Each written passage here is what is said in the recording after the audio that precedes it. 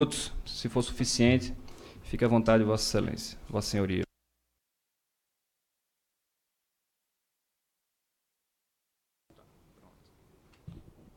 Boa tarde a todos. Inicialmente, eu gostaria de agradecer o convite formulado pelo presidente da comissão, deputado Silas Câmara, e também a participação aí do deputado, do jovem deputado, posso assim chamar, né? Rafael Mota, autor do requerimento aí de número 23 de 2019, que busca discutir a geração distribuída no Brasil. Eu preparei uma apresentação, mas estou observando que pelo tempo que eu disponho, eu gostaria de aproveitar para dar algumas mensagens do Ministério da Energia, das políticas energéticas. Portanto, se for me dado essa condição, seria interessante apresentar. Por favor, a ideia é que nós possamos falar sobre o planejamento energético. Eu vou ser sucinto. O tema dessa audiência, a geração distribuída, os leilões regulados e as ações do Ministério. Em relação às políticas, é o slide seguinte. Você está auxiliando aqui? Ótimo, está ótimo. Tá, e eu posso me dirigir para... Está ótimo. Esse slide é importante definir as políticas definidas pelo ministro Bento. Isso faz parte da atual gestão. A primeira preocupação é com relação à governança, né? A governança ela é fundamental. O setor elétrico brasileiro tem um desenho interessante, um desenho que eu considero exitoso, e o ministro procura reforçar a competência e a autonomia dos diversos órgãos. Nós temos uma agência reguladora com competência e autonomia, as suas atribuições bem definidas e respeitadas pelo Ministério, a própria política energética definida pelo Ministério, a ANP cuidando das questões de petróleo e gás, o operador de sistema também com sua função muito bem definida e, finalmente, a CCE, que faz a contabilização. Um outro aspecto dos pilares definidos pelo ministro é a questão da previsibilidade. A previsibilidade ela é fundamental, porque com previsibilidade é possível fazer uma ideia dos investimentos que serão feitos ao longo de um determinado período. E considerando que o setor elétrico é um setor de capital intensivo e, consequentemente, de um prazo de maturação muito elevado, a definição clara das propostas com antecedência devida permite que haja um planejamento adequado para os investidores. E, nesse sentido, né, além das questões de ampla divulgação das ações do Ministério, o Ministério definiu, e todos que é do setor conhecem, as datas dos leilões de geração e transmissão de energia com um horizonte de 3 anos. Portanto, os leilões de 2019 de geração, o A-4, o A-6, o leilão de transmissão de 2020 e 2021, os investidores hoje já têm conhecimento. Portanto, com esse conhecimento antecipado, permite que haja um planejamento adequado, uma definição clara de seus planos de negócio. E a outra questão é a estabilidade e segurança jurídica, né? O Brasil, hoje, tem um nível de atratividade elevado de investimento, seja investidor nacional e internacional, basicamente porque nós temos as questões fundamentais. Primeiro, nós temos estabilidade jurídica, nós temos estabilidade regulatória, nós temos previsibilidade e, principalmente, o Brasil é o único país do mundo que tem contrato de longo prazo. Quer dizer, qualquer investimento que vai se fazer em geração de energia em outros países, você não consegue contrato de longo prazo. Se isso tudo fosse insuficiente, nós temos uma coisa que é fundamental. Nós temos garantias de recebíveis. Significa dizer que quem fizer um PPA no Brasil consegue financiabilidade, não só a nível nacional, através do BNDES, mas também a nível internacional. E aí, Marco, eu quero registrar a importância do modelo desse setor, principalmente por conta das distribuidoras. Eu costumo dizer que as distribuidoras é o reservatório econômico financeiro do setor elétrico brasileiro. É através das distribuidoras que nós fazemos a arrecadação para pagamento de encargos, de tributos, pagamentos da parcela A, transmissão e geração, e pagamento, evidentemente, do serviço de operação e manutenção da distribuidora. Portanto, o equilíbrio econômico-financeiro da distribuidora ele é fundamental. Por isso, qualquer medida que nós venhamos a adotar deve levar em conta esse equilíbrio, porque é para aí E os mais antigos, e eu me coloco os mais antigos, que viveu a década de 90, quando nós tivemos o default das distribuidoras, e você viu o transtorno que se criou no setor elétrico brasileiro. Portanto, a prudência recomenda que nós, ao tomarmos as decisões, leve em conta esse equilíbrio estável que é o desenho e o modelo do setor elétrico brasileiro. Aqui são os dados do setor. Nós temos hoje 165 mil megawatts de capacidade instalada, 84 milhões de unidades consumidoras, 147 mil quilômetros de linha de transmissão e uma produção de 592,4 mil gigawatt-hora. E pretendemos investir nesses próximos 9 anos, até 2027, da ordem de 400 bilhões de reais, que eu vou detalhar mais lá na frente.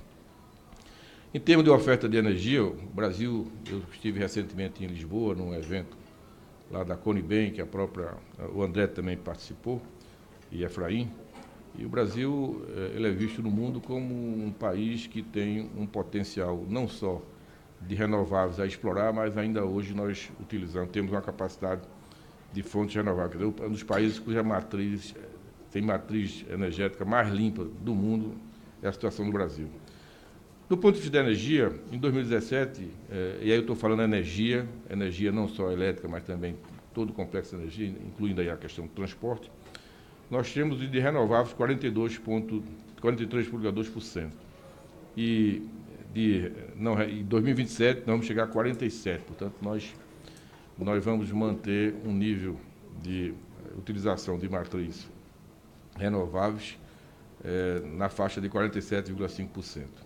Quando vamos para a energia elétrica, em 2017 nós temos hoje da ordem de renováveis 80,4%, e em 2027 vamos chegar a 86,5%. Portanto, não existe país no mundo que tenha uma característica dessa forma, até porque nós somos beneficiados pela natureza, nós dispomos de fonte solar, eólica, hidráulica, biomassa, e se nós quisermos considerar a energia nuclear não renovável mais limpa, consequentemente, o Brasil tem a oferecer ao mundo essa característica dessa fonte.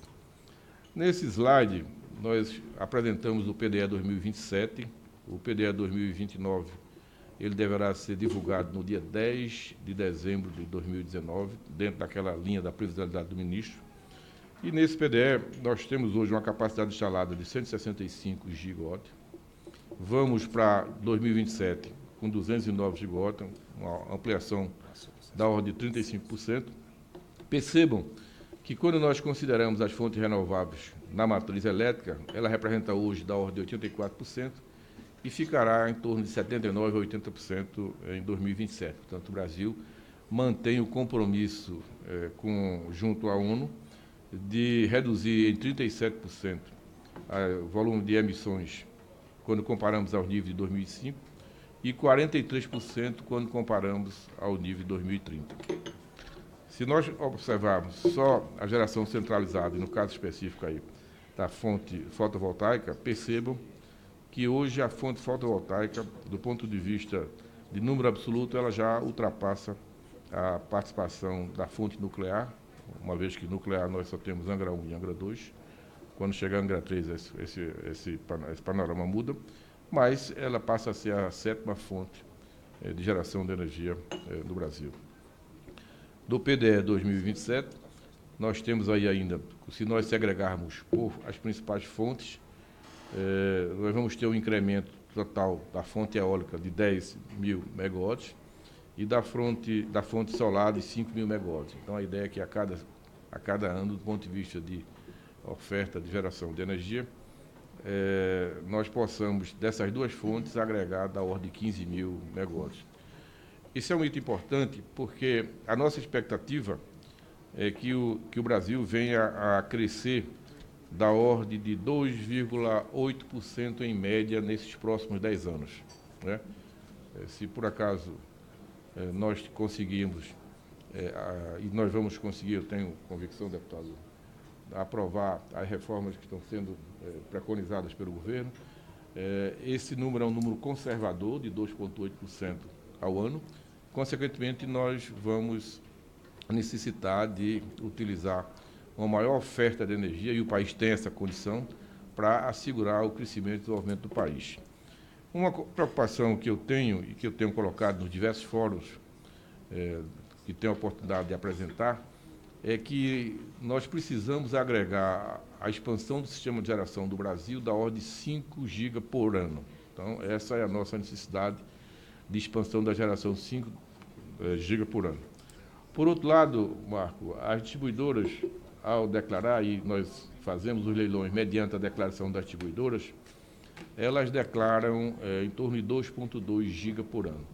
Então, essa conta não fecha, né? Imagine que daqui a uns 10 anos o país precisa de 5 GB e, do ponto de declaração e contratação, eu só disponho de contratar 2,2. Por que isso? Porque nós temos uma contribuição da geração distribuída, então, consequentemente, se reduz o mercado um pouco. Nós temos uma contribuição do Mercado Livre, uma migração para o Mercado Livre, portanto, nós precisamos rever, e aí o Parlamento vai ter um papel importante, deputado, para que nós possamos readequar a legislação no sentido que dá as condições necessárias para que haja uma contratação em função da necessidade de crescimento do país e não da declaração da forma como é feito hoje pelas distribuidoras. E aí, na geração centralizada, nós temos da ordem, principalmente as renováveis, hidro de 103.410, eólica 26 mil, gás natural 23.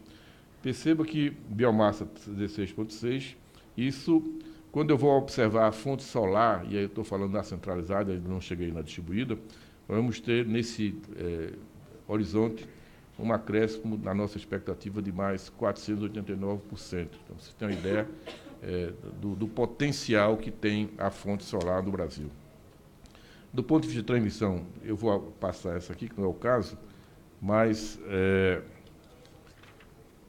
em relação à fotovoltaica, nós temos hoje uma capacidade instalada de 2,1 GB, quer dizer, é um valor ainda pouco representativo, com empreendimentos em operação 2.472 e uma capacidade instalada de 2,93. Em construção, nós temos 90 empreendimentos. Portanto, haverá um crescimento da solar, quando eu considero 2019 para 2027, mais ou menos da ordem de 400%, ou seja, saindo de 207 para 8.639. E aí há uma discussão a ser considerada, qual é mais vantajoso, a geração solar centralizada ou a geração solar descentralizada. Existem estudos de diversos países, a experiência internacional.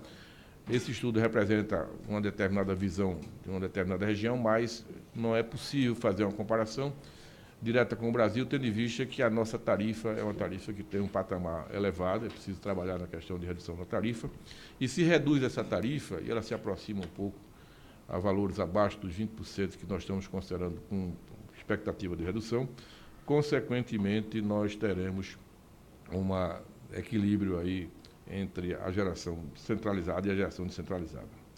E aí tem um resumo dos investimentos, que eu já falei, vamos investir 400 bilhões. Secretário, só para lhe informar que nós estamos aí já em 12 minutos, se você puder dar uma condensada, mas fique bem à vontade em relação ao tempo, só para a gente não estender demais. Ok. Fique à vontade. Então, na expansão da geração, o potencial solar é esse potencial, portanto, o Brasil tem uma característica importantíssima do ponto de vista de potencial solar, e eu particularmente fico muito à vontade porque sou da região Nordeste, então na região Nordeste hoje, com toda a dificuldade que o semiárido nordestino historicamente passa, mas hoje nós temos a dádiva de ter não só potencial solar, mas também potencial eólico, portanto é fundamental. E aí, deputado, entrando diretamente no tema, que seria a geração distribuída, nós temos aqui uma característica interessante, que esse é o grande dilema do planejador e é o grande dilema do operador. Percebam que, nesse desenho da esquerda, eu tenho um sistema que eu chamo de sistema bem comportado, que é a geração, a transmissão e a distribuição, e o consumidor. No desenho da direita, nós temos o momento que nós começamos a viver. Nós temos a geração distribuída, nós temos o armazenamento de energia, nós temos a indústria com autoprodução, nós temos a própria residência e o consumidor, vamos ter a figura do carregamento de veículos elétricos, o comércio e geração de bateria. Portanto, significa dizer que, se antes o eletro tinha só uma direção, o eletro vai ter várias direções, então é fundamental que isso seja considerado no planejamento e isso seja considerado na operação do sistema. E essa figura ela é interessante, e principalmente com o GD se aplica muito a isso, veículos elétricos se aplica muito a isso. Imagine que no início dessa curva, eu tenho o que nós chamamos de os inovadores. Os inovadores são aquelas pessoas que afetam as novas tecnologias, que se propõem a implantar qualquer novidade a qualquer custo, porque gostam da novidade. Eu quero comprar um veículo elétrico, não estou muito preocupado com o preço nesse momento. Eu vou instalar um coletor solar na minha casa, porque acho que é interessante, não estou preocupado ainda com retorno e tal. Então, essa figura ele começa desse jeito, que são os inovadores, depois começa a ter um efeito manada, e esse efeito manada ele começa a ter, porque começa a ter mais competitividade, começa a ter mais atratividade, consequentemente você consegue ter um maior índice de instalação e aí satura. Como é que nós, planejadores, vamos identificar como é que se comporta a sociedade? Como se comporta a sociedade do Sudeste, no Nordeste? Que velocidade isso vai acontecer? Em função da velocidade que vai acontecer, é preciso que nós tenhamos modelo de planejamento para capturar essas tendências e, a partir daí, verificar. Porque eu posso planejar um sistema que não vai ter recurso energético distribuído, consequentemente, eu vou investir desnecessariamente. Ou eu posso investir, não deixar de investir, porque estou imaginando que vai ter recurso energético distribuído e, consequentemente, estou com o sistema subutilizado. E aí tem uma característica também fundamental, que é o efeito de um gerador e carga, onde nós podemos, na geração distribuída, tirar proveito dessa condição e otimizar o sistema para atender essa necessidade. Aqui na capacidade instalada e a quantidade de empreendimento que tem hoje no Brasil, e esse gráfico é um gráfico clássico, quem milita no setor conhece, o crescimento exponencial esperado da geração distribuída. Hoje nós temos da ordem de 1,35 bilhão em termos de investimento. No nosso plano decenal 2027, esse valor deverá corresponder a valores da ordem de 60 bilhões, portanto, o potencial é muito grande. Hoje nós temos abaixo de 2 GB e chegaremos a 2027, 12 GB de capacidade instalada. Portanto, essa aqui é um item importante. E aí, deputado, tendo em vista o avançado da minha fala, o restante seria sobre leilões, eu vou ficar por aqui. Certamente a ANEEL vai fazer essa apresentação, colocar esse gráfico, Lipe, mas eu acho importante aí, é fundamental, a partir de 2012, com essa resolução que a ANEEL promulgou, e eu me sinto, de certa forma, orgulhoso, porque fiz parte do colegiado da ANEEL, com essa equipe maravilhosa que está aqui, quando essa resolução ela foi promulgada. Daí só tiveram avanços. Nós estamos hoje com a audiência pública de 2019, portanto, e essa audiência pública visa estabelecer novos avanços, e avanços, deputado, com discussão desse tipo aqui. Não só com a própria ANEEL, a estrutura da ANEEL permite que, através de uma nota técnica, seja feita a consulta pública, participação da sociedade de todos os agentes, e no final sai uma resolução que considera a expectativa e a necessidade de todos os agentes envolvidos. Portanto, eu concluo por aqui e agradeço mais uma vez aí o convite e dizer que no Ministério, o Ministério como um todo, todas as secretarias estão à disposição do Parlamento para vir fazer os esclarecimentos e contribuir naquilo que for necessário. Muito obrigado pela atenção. Obrigado, secretário Reive. Me desculpe a indelicadeza, viu, de interrompê-lo, é um praxe aqui da casa.